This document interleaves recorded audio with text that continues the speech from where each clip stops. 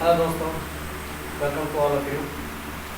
तो आज हम बात करेंगे चार्ज के कुछ और भी प्रॉपर्टीज के, जिसमें पहला जो टॉपिक हमारा वो कंजर्वेशन ऑफ चार्ज है। कंजर्वेशन वर्ड से तो आप बहुत फैमिलियर होंगे, आप इसको बात को अपने क्लास 9 में सुना होगा कि कंजर्व यानी कि हमारे पास आसपास जो एनर्जी है वो कंजर्व होता है। यानी सिंपल सी बात है कि वी कैन नॉट क्रिएट और otherwise we can not destroy when you only transfer to body to body. The same phenomena to use with charge. Actually, charge is also conserved. That's why charge cannot create and cannot destroy. It's only transferred one body to another body. बिल्कुल वो आपके energy की तरह ही charge हमारा ये भी destroy नहीं किया जा सकता, क्रिएट नहीं किया जा सकता। इसको केवल ट्रांसफर कर सकते हैं एक बॉडी से दूसरे बॉडी में। जैसे कभी कभी कुछ बीमारियां जो होती हैं वो एक बॉडी से दूसरे बॉडी ट्रांसफर हो जाती है, कंजर्व होता है, अपने आप को कंजर्व करता है। खैर ये एग्जांपल के तौर पे था।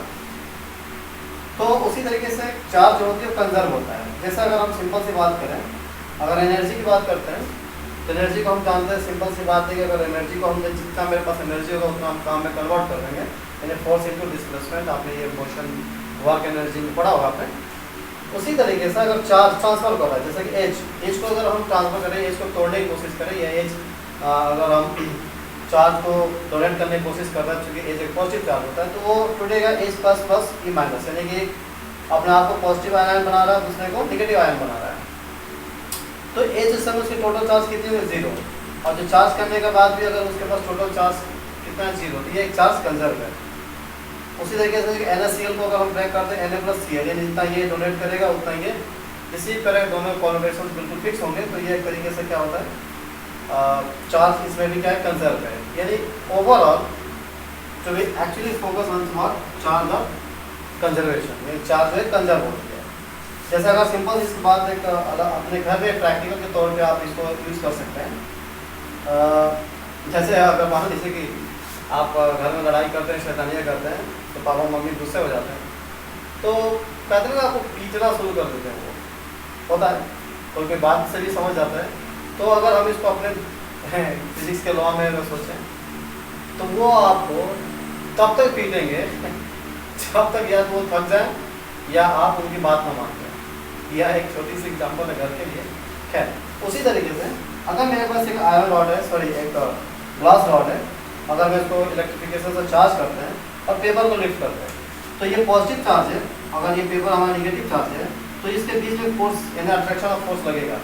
अगर ये अट्रैक्शन फोर्स कब तक इनके पास रहेगा? जब तक ये टोटल चार्ज पॉजिटिव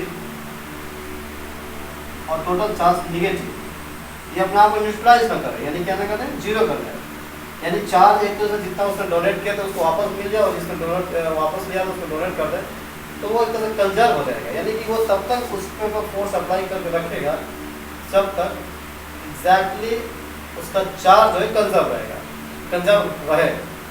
तो मतलब conservation charge means basically what कि चार्ज को हम कभी भी क्रिएट नहीं कर सकते, नहीं डिस्ट्रॉय कर सकते हैं। एक body one body to to body transfer होता है। जैसे कि मैंने बिल्कुल इसमें लेक्चर में हमने एग्जाम्पल के अकॉर्डिंग मैंने कोशिश की आपको बताने का, और आपको समझ में आ गया होगा कि जो चार्ज होती है कंजर्व हो सकती है। इसी फिनोमिना पे इसी लेक्चर पे आइंस्टाइन ने एक थ्योरी दिया था जो बहुत फेमस थ्योरी है और बहुत पॉपुलर भी है, और लगभग उन्होंने एक इम्पॉसिबल चीज़ें क्रिएट करके दे दी इस यूनिवर्स को। E बराबर mc²। उनका ये मानना था कि एनर्जी क्रिएट हो सकती है कब? अगर किसी कोई ऑब्जेक्ट है, जैसे कोई ना कोई मास होगा, अगर इसको स्क्वायर ऑफ लाइट से यानी स्पीड ऑफ लाइट से कोलाइड कराए, मल्टीप्लाई कराए, या किसी तरीके से उसको दो मास को टकराने पे, यानी तो मेरे पास दो पत्थर है, अगर उस पत्थर को बहुत तेज़ी से एक दूसरे कोलाइड करते हैं और जो स्पीड होगी वो लाइट की स्पीड होगी, तो वो जो मास होगा यानी जो ऑब्जेक्ट होगा वो डिस्ट्रॉय हो जाएगा और कन्वर्ट हो जाएगा किसमें? एनर्जी में। क्योंकि ऐसा न्यूक्लियर वेपन या एटम बम में हमने देखा भी होगा, ऐसा होता भी है। ठीक है, फॉर्मूला बिल्कुल परफेक्ट है, काम भी किया, साइंस के लिए तो ठीक था, लेकिन इस इक्वेशन में एक प्रॉब्लम है, एक झोल है, एक सिंपल सी बात है, एक ऐसी एक इसमें प्रॉब्लम क्रिएट हो रही जो फिजिक्स के लिए थोड़ी सी दिक्कत करने वाली बात है। चलिए देखते हैं उसमें प्रॉब्लम क्या है। अगर ये मास गायब हो रहा है यानी किसी तरह से डिस्ट्रॉय की एनर्जी में कन्वर्ट हो रहा है, तो मास मतलब कोई ना कोई ऑब्जेक्ट सॉरी एक एटम से बना हुआ, एटम के बाहर क्या होते हैं इलेक्ट्रॉन्स, मतलब एनर्जी क्रिएट होने के बाद यानी चार्ज जो है वो एग्जैक्टली ट्रांसफर होगा। यानी हम तो मास इसी को बोलते हैं ना कि इलेक्ट्रॉन हमारे पास ऑर्बिट और प्रोटॉन्स बाहर निकल जाते हैं, लेकिन निकलना तो पॉसिबल नहीं है क्योंकि इसका मास जो होती है इलेक्ट्रॉन से ज़्यादा होता है, तो निकलेगा तो इलेक्ट्रॉन ही। अगर इलेक्ट्रॉन अपने ऑर्बिट से बाहर जा रहा हो और इलेक्ट्रॉन जो है एक चार्ज है और चार्ज को डिस्ट्रॉय नहीं किया जा सकता, जैसा कि हमने लेक्चर में पढ़ा है। यहाँ पे थोड़ी सी प्रॉब्लम क्रिएट हो रही है कि आइंस्टाइन के हिसाब से अगर मास डिस्ट्रॉय हो जा रहा है, खत्म हो जा रहा है, एनर्जी में कन्वर्ट हो रहा है, इसका मतलब कि चार्ज जो है वो डिस्ट्रॉय हो रहा है और चार्ज डिस्ट्रॉय नहीं हो सकता, जैसा कि हम जानते हैं टाइम लाइक एनर्जी। तो फिर इस इक्वेशन में पहले कोई प्रॉब्लम है या कुछ ऐसी चीज़ें हैं जो हिडन है, जो अभी हमको समझ में या दिख नहीं रही है। इसका मतलब E बराबर mc² से अगर एनर्जी क्रिएट हो रही है या मास को कोलाइड कराने के बाद अगर मास गायब डिस्ट्रॉय होकर एनर्जी में कन्वर्ट हो जा रहा है, तो ये फिर चार्ज गया कहाँ।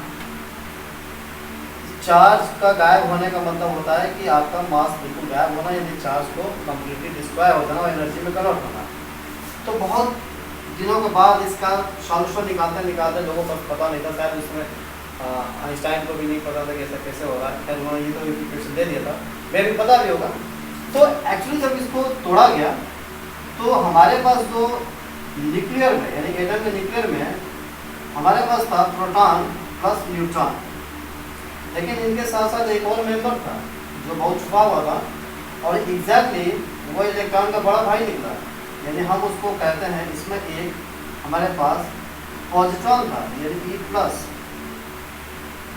और E+ same mass same charge same mass same value किसका था, इलेक्ट्रॉन का। तो चार्ज डिस्ट्रॉय हो सकता है अगर किसी वजह से E+ और E-, यानी हमको पता है E+, 1+ और -1 यानी अलजेब्रिक एडिशन से यूज करें तो 0 हो सकता है, यानी ये गायब हो सकता है। बाद में पता चला कि एटम के अंदर हमारे जो है वो एक पॉजिट्रॉन एक एलिमेंट है जैसे कि इलेक्ट्रॉन था, और ये पॉजिट्रॉन इलेक्ट्रॉन से मिलकर एनर्जी क्रिएट कर रहा था। तो यहाँ पे हमारे पास एक जो वर्षों पुराना कंजर्वेशन का जो डेफिनेशन था वो भी सेफ रहा, सुरक्षित रहा और एनर्जी भी क्रिएट हो रहा, यानी कि आइंस्टाइन के हिसाब से। तो ये जो पॉजिट्रॉन और इलेक्ट्रॉन को मिलकर जो एनर्जी क्रिएट कर रहा है, इसी को बोलते हैं एनिहिलेशन, यानी निकल जाना। यानी इस पर नेक्स्ट टॉपिक जो कंजर्वेशन ऑफ चार्ज का जो एक एलिमेंट है, यानी एक उसका जो पॉइंट्स है वो जो हमारे पास है उसको बोलते हैं एनिहिलेशन। इसका हिंदी होती है निकल जाना। खैर इसका मतलब नहीं है, फिर मैंने आपको बता दिया। इसका मतलब अगर हमारे पास किसी तरीके से कोई एनर्जी है,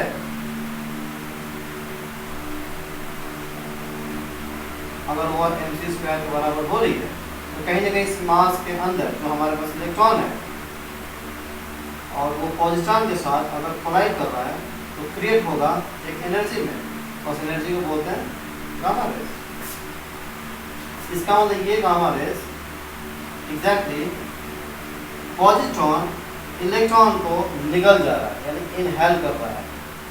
ठीक है, इसी प्रोसेस को अगर आइंस्टाइन के mc² के अकॉर्डिंग एनर्जी क्रिएट हो रहा था, इसके बाद जैसे समय मास के बाहर जो इलेक्ट्रॉन है वो पॉजिट्रॉन के साथ कोलाइड करके आपस में जो भी ये कोलैबोरेशन करके वो गामा रेज में कन्वर्ट हो रही है, तो एटम से बिल्कुल गायब हो जाएंगे। तो ये जो एनर्जी है, गामा रेज जो एनर्जी है, एग्जैक्टली तो तब बन रहा है जब पॉजिट्रॉन इलेक्ट्रॉन को इनहेल कर रहा है। इनहेलेशन प्रोसेस जो है वो हमारे एनर्जी में क्रिएट होते हैं।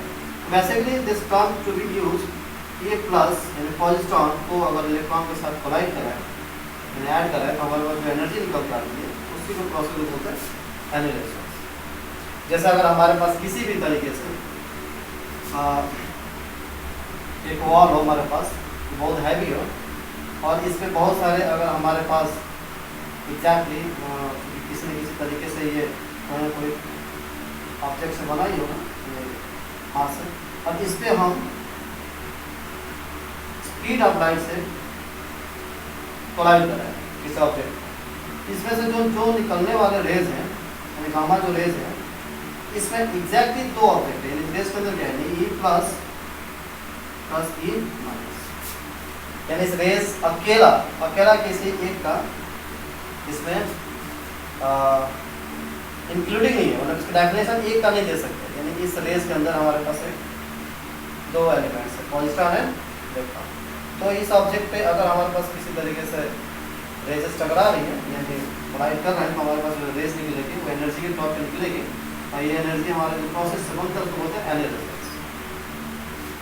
अगर मैं आपसे कॉमन क्वेश्चन पूछूं कि बर्फ से पानी बनाया जा सकता है, सिंपल से बात बोलूँ कि अगर हम वाटर को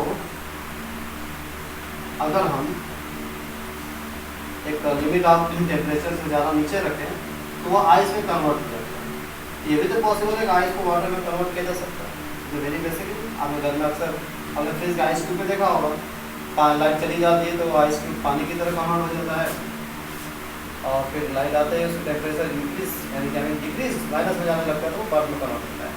तो क्या ऐसा पॉसिबल है कि अगर हमारे पास एक रेज है गामा रेज, अगर वो एग्जैक्टली एक पॉजिट्रॉन और एक इलेक्ट्रॉन से मिलकर बना है, तो क्या ये फिर से गामा रेज को ब्रेक करके क्या दोनों इलेक्ट्रॉन निकाला जा सकता है, पॉजिट्रॉन इलेक्ट्रॉन? तो बिल्कुल हाँ, इसको बहुत एक्सपेंसिव यानी बहुत हाई लेवल पे इसको किया जा सकता है, और मैं भी किया भी गया है। और हमको देखेंगे जो गामा रेज है, अगर वो जैसे अगर आपने कैप्टन अमेरिका एक मूवी देखा होगा, तो अगर उसकी सील जो है उसकी ढाल है, अगर इस पर गामा रेज टकराता है तो बच जाता है, यानी एग्जैक्टली उसमें कोई भी वार करता है तो बच जाता है, क्योंकि ढाल का मतलब ही कवर करना होता है। तो अगर ये गामा रेज इस पर से टकरा रही है, और गामा रेज टकराने के बाद अगर किसी तरीके से दो एलिमेंट हम यहाँ से निकालें और यहाँ से हमारे पास ई प्लस और ई माइनस निकल रहा है, ये कोई मैजिक नहीं है, जो वो पता है gamma rays including what E plus plus E minus positron का ऐड किया गया किसके साथ, यानी इनहेल किया गया इलेक्ट्रॉन के साथ। तो अगर ये गामा रेज हैं और ये ब्रेक होंगे, अकेला इसमें से कोई एक नहीं निकलेगा, यानी ऐसा नहीं कि गामा रेज टूटा और फिर पॉजिट्रॉन बाहर निकलेंगे तो पेयर में निकलेंगे, एक के साथ एक फ्री, यानी फ्री नहीं कहेंगे, एक के साथ एक, यानी पेयर में निकलेंगे। और इस प्रोसेस को जो बन रहे हैं, जो प्रोडक्ट बन रहे हैं किससे, गामा रेज से पेयर में, इस प्रोसेस को बोलते हैं पेयर प्रोडक्शन।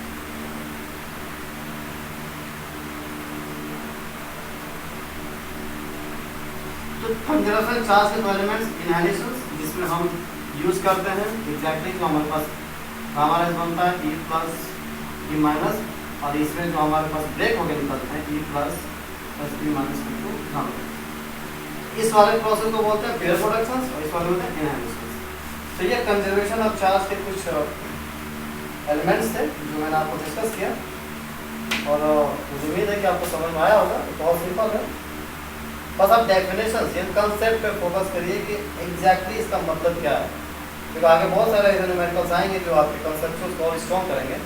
डेफिनेशन आपकी बेस हो स्ट्रॉन्ग होनी चाहिए। तो conservation of charge is very simple, कि चार्ज कैन नॉट क्रिएट, जैसे हमने एग्जाम्पल में देखा, और उसके दो प्रॉपर्टीज है, ये बराबर mc स्क्वायर जो हमने फॉर्मूला निकाला, पॉजिट्रॉन जो ढूंढा गया वो इनहेल कर लेता है इलेक्ट्रॉन को, और अगर ये दोनों फिर से ब्रेक कर रहे हैं गामा रेज को, तो ये इस तरीके से निकल कर आते हैं एग्जैक्टली। तो आज के लिए इतना ही, थैंक यू वेरी मच।